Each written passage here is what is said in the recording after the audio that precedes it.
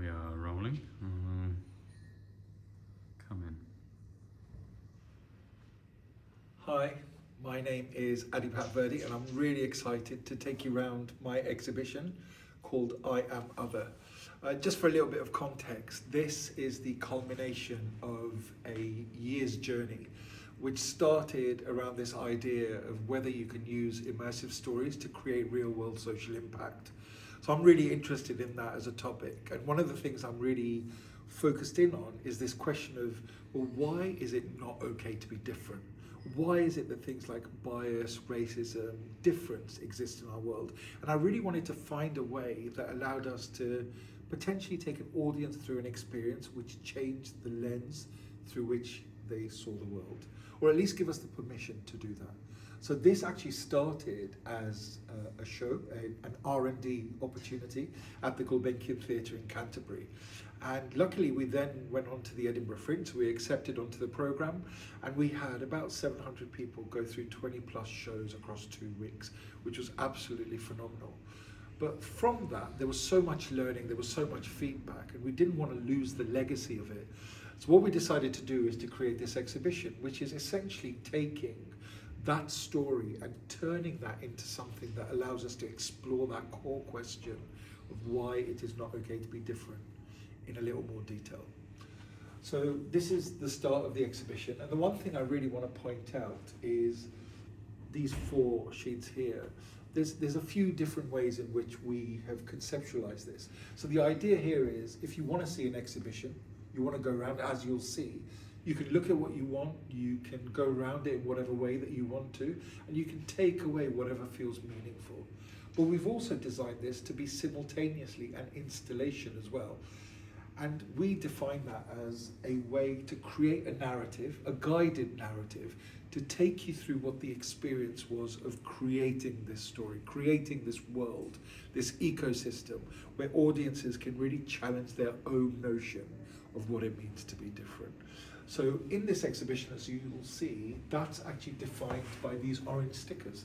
So you can go around, you can follow the orange stickers as you go around, and that's the installation. But the third and final way of experiencing this is as a performance. So why does a performance have to have actors? Why do we have to create a linear way in which we tell a story? Why can't we ask a story? And what I mean by that is that, you know, I have a point of view, you have a point of view, and we can both give each other our points of view. But if we don't sit and communicate and find that middle ground, we will never really understand what we can deliver, what we can explore, and what we can identify to really have a sense of collaboration, sense of collective understanding. So in order to do that, what we've done is to put little numbered squares on the photos. So you can actually go around the exhibition, and if you follow the numbers, you will get a whole different experience. So the place to start is here. And it's this quote which I'd like to read to you. Difference breeds fear. Fear eliminates curiosity.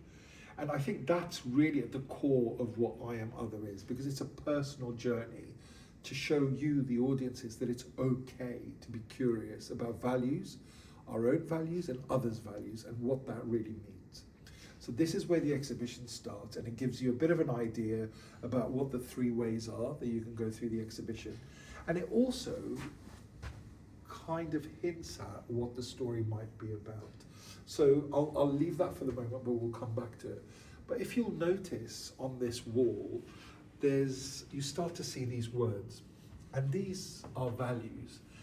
And I'll come back to that in a bit as well, but that's a very important part of how we designed I Am Other.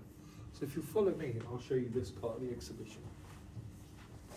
So the next part is essentially an introduction to the cast, because it's very important that we get a sense of who the characters were. Even though they're not here, the actors are not here, these characters are symbolic of, you know, certain archetypes that we find when we've conducted research into things like bias and othering. And they take you through the 6 main cast, which is Durham, who is married into a biracial family. He has his wife Bella, and he has his sister-in-law Heidi and his mother-in-law Dottie.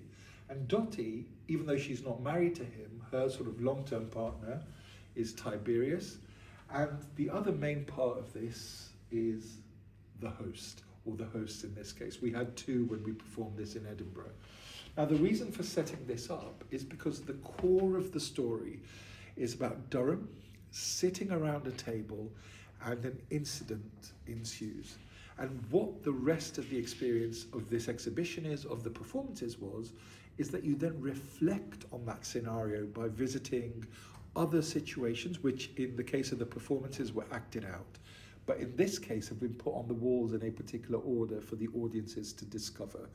And the idea is, as you get that context, when you come back and revisit the original scenario, it's about, has your opinion changed on what you now think about othering, what you now think about bias. So that's why this is up with character descriptions that you can read, and all of this is online for you to sort of get a bit more detail from. So the next part of the exhibition is about what you can do.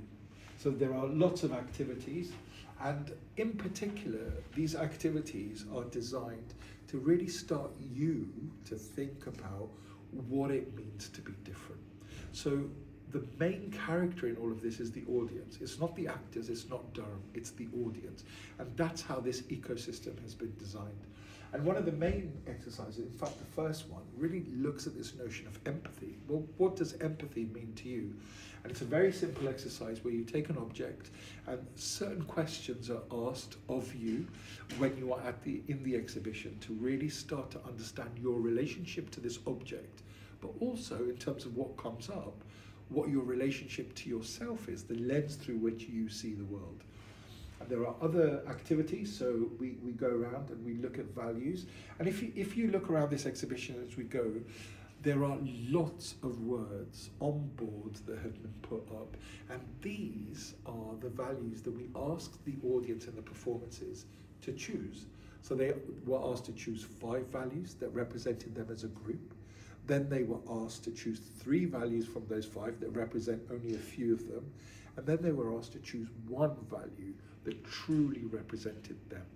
And with that knowledge, they then went through the rest of the experience. And we've tried to recreate that here.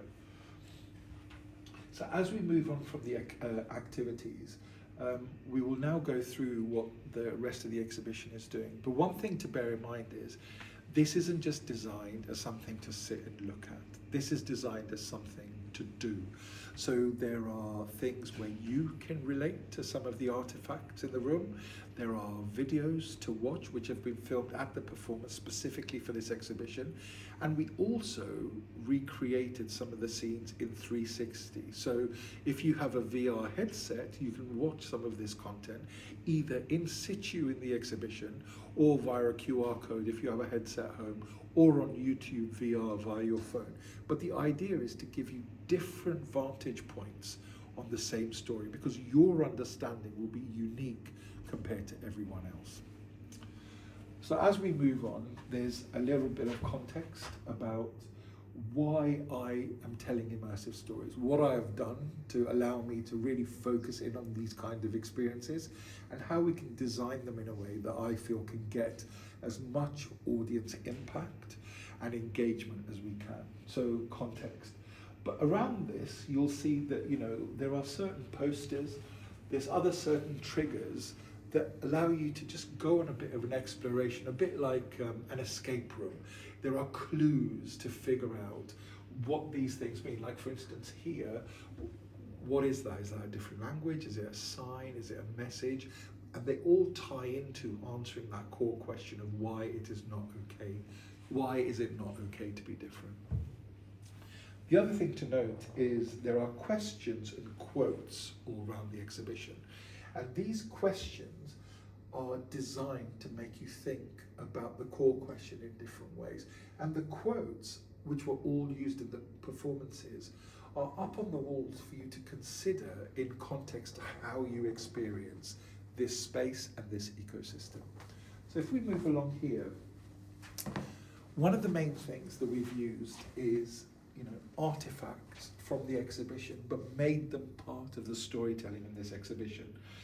So the thing I'd like to point out here is this mask. I don't know if some of you recognize this from Punch Drunk. It's a mask that they give you in the performances of Sleep No More. And one of the things that I was very interested in is how do you neutralize an audience? How do you make every audience member feel equal to every other audience member when you are looking at things like bias? So we used masks, and I'll come on to that in a bit, as a big way to recreate how we explore identity and to put you front and center in that experience. And what else you see here is some of the artifacts that we use. So there's the team poster, there's the script, there are the notes that I used in facilitating all of the exercises in the performances, and also some of the other sort of information around how we put this performance on in Edinburgh. One of the initial posters that we designed is here. And this is really important to us because what this really started to make us think about is what are our collective responses to certain stimuli. And what you'll see on this poster is essentially a word cloud of what different people thought their initial emotional responses were. So we put them together and tried to really infiltrate the poster with as much messaging around othering as we could. And that's a theme that existed across all the marketing that we did. So Durham is a Sikh, so Sikhism and the colours of Sikhism played a big part in the way in which all of our experiences and texture and tone were designed. Which brings us on to this, which is a cabinet which is very much about Durham and his mother. So Durham's mother, Gurpreet, plays a big part in the performance, as she does in this exhibition. And what we have here is a photo of Durham and his mum when he was very young, and also some poems that Durham wrote, which are also fundamental to the way in which this exhibition's been designed. And there's also some really detailed description about what their relationship was. But the thing that I'd like to point out, or the two things I'd like to point out are, firstly, there are symbols from Sikhism. These are artifacts from the 5 Ks of Sikhism. So all Sikhs are required to wear 5 things. And some of those are laid out here. And in fact, one of them is called a kara, which is this bracelet, which essentially symbolizes eternal faith in religion. And one of the things which is not one of the 5 Ks is the turban.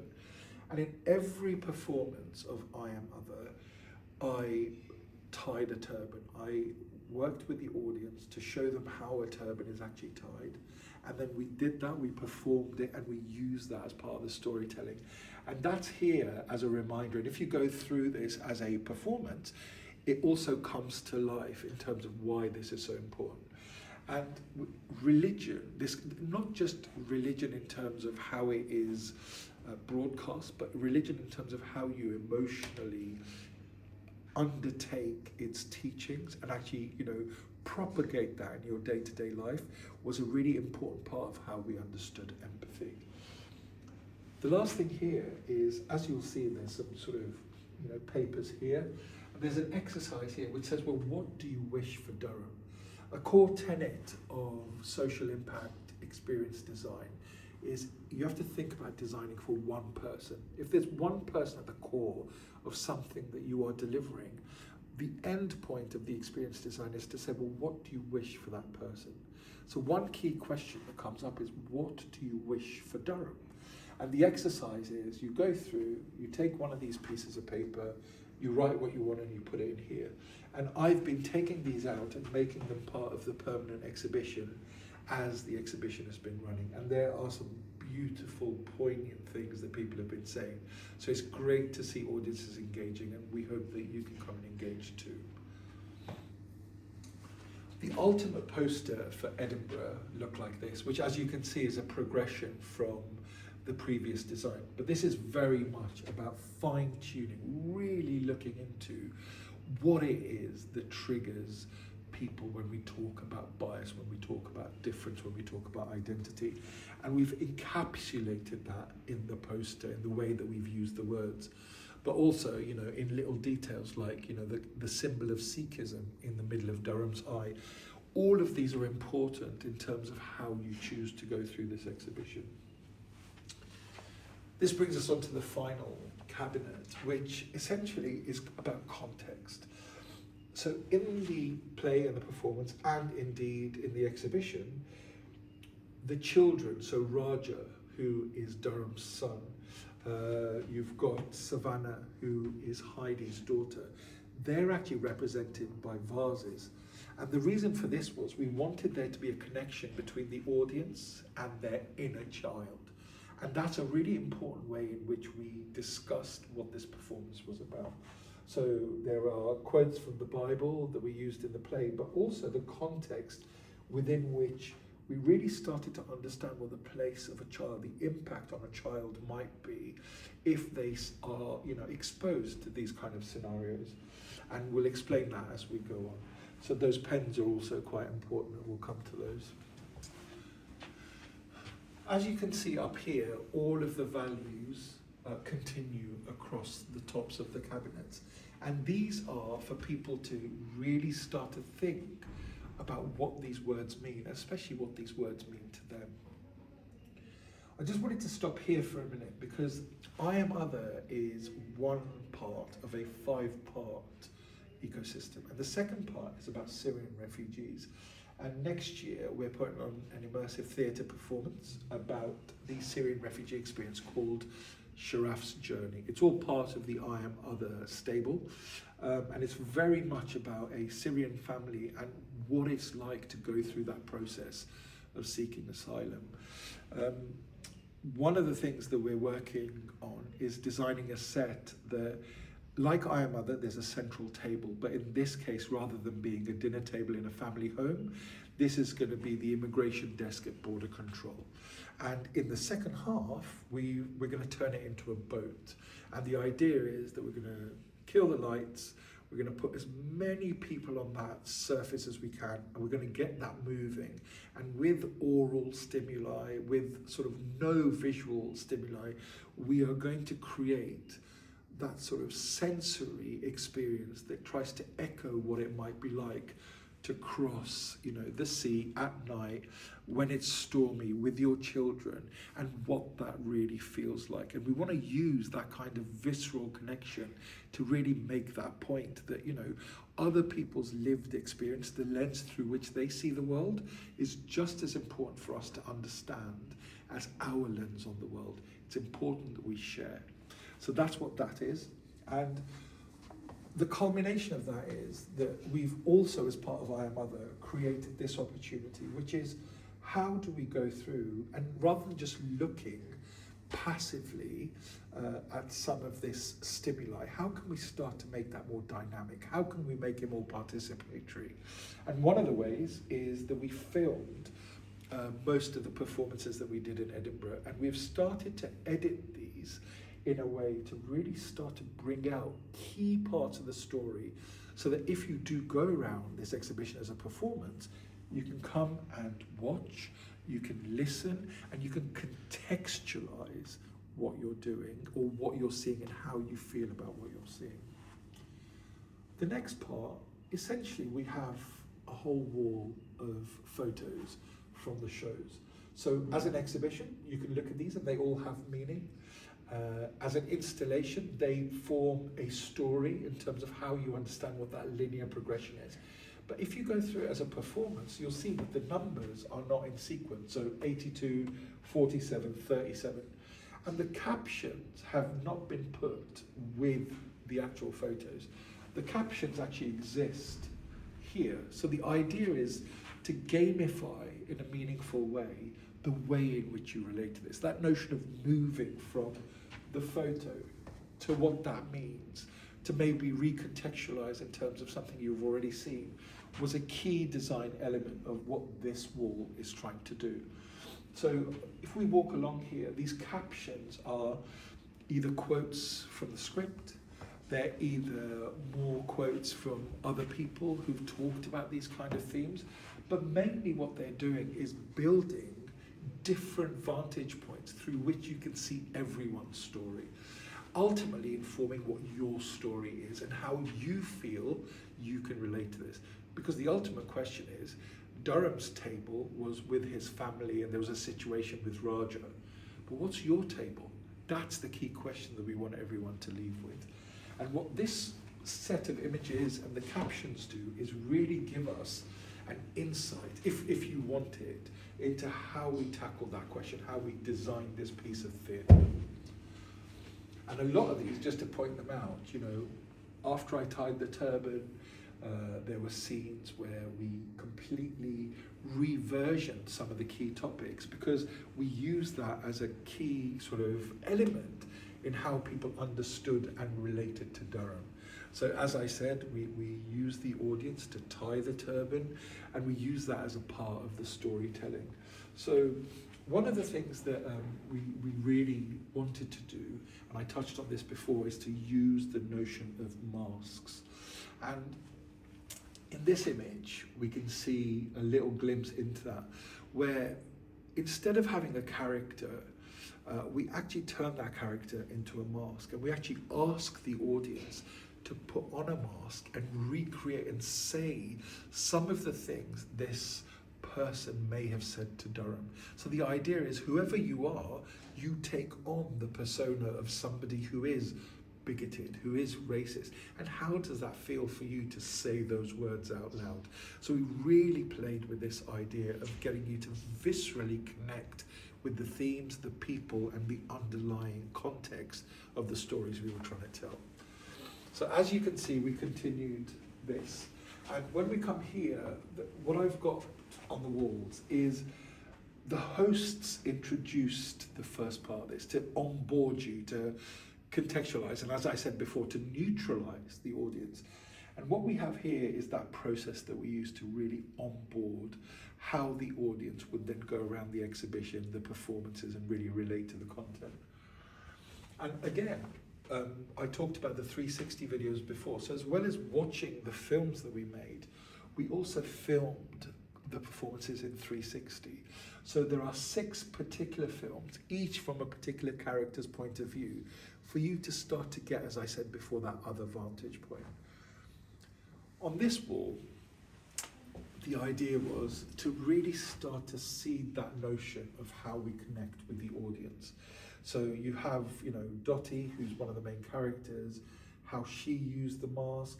We've captured that moment, which is the court incident, and I'm not going to spoil it now. And we also have a lot of context around who Durham is and the story we were trying to create. And what I've also done, we dramatize a letter that was written by Tiberius and Dottie to Durham. And one of the key things in the exhibition is that letter in full, undramatized, for you to contextualize in any way that you want, depending on how you've gone through the exhibition. The one key thing to point out on this wall is this. The only person who hasn't answered the question, what does difference mean to you, is me. Yes, the core provocation is, why is it not okay to be different? But at the end, what we ask the audiences to do is to answer a question, which is essentially, what does difference mean to you? And this is, I still haven't managed to fill this in through the entirety of the exhibition. But before this exhibition comes down, I will fill this in. So I've written up an apology and a brief exploration of what I think my response is, but TBC. And as I just said, we talk about this question, you know, what does difference mean to you? And the way that we asked audiences to do that is on the big cloth, which is the same cloth that you use to tie a turban. We asked them to put their responses. And what I'd like to show you is the almost 700 or so responses we've had so far. So this is the cloth that we used. It's been in every performance, in every show, and it is getting more and more full with responses to that question. There are some interesting responses, but the idea here is, whatever your reaction, however funny or crass or poetic or poignant it is, it's your response. So you are allowed it. You can write whatever you want in response to that question. What does difference mean to you? And ultimately, that's what we're trying to do here, is get people to participate and start to have that conversation beyond this experience. Because as much as this is a static experience, and we've tried to, galvanize that notion of how to make it more dynamic, the point of this is to allow more conversations to happen beyond this. So I really hope you engaged with the exhibition. I hope you get to really look at the content we've created, and we're planning to tour this as well as to recreate it in virtual reality, so you'll be able to have an experience in a headset. But ultimately, thank you for listening, and I hope you enjoyed the exhibition.